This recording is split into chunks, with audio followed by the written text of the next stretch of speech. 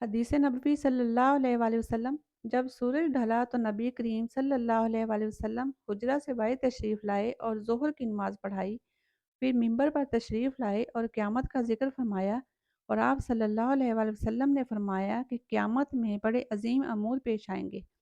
پھر آپ صلی اللہ علیہ وآلہ وسلم نے فرمایا کہ اگر کسی کو کچھ پوچھنا ہو تو پوچھ لے، کیونکہ جب تک میں اس جگہ پر ہوں تم مجھ سے جو بھی پوچھو گے میں اس کا جواب ضرور دوں گا۔ لوگ بہت زیادہ رونے لگے۔ آپ صلی اللہ علیہ وآلہ وسلم برابر فرماتے جاتے تھے کہ جو کچھ پوچھنا ہو پوچھو۔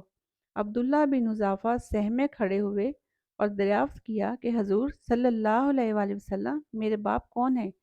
آپ صلی اللہ علیہ وآلہ وسلم نے فرمایا تمہارے باپ حذافہ تھے۔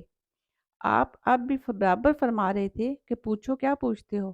اتنے میں عمر رضی اللہ تعالیٰ عنہ ادب سے گھٹنوں کے بل بیٹھ گئے اور انہوں نے فرمایا کہ ہم اللہ تعالیٰ کے مالک ہونے، اسلام کے دین ہونے اور محمد صلی اللہ علیہ وآلہ وسلم کے نبی ہونے سے راضی اور خوش ہیں۔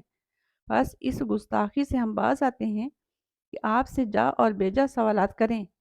اس پر آن حضرت صلی اللہ علیہ وآلہ وسلم خاموش ہو گئے۔ پھر آپ نے فرمایا ابھی ابھی میرے سامنے جنت اور جہنم اس دیوار کے کونے میں پیش کی گئی تھی، بس میں نے نہ ایسی کوئی عمدہ چیز دیکھی جیسی جنت تھی اور نہ کوئی ایسی بری چیز دیکھی جیسی دوزخ تھی۔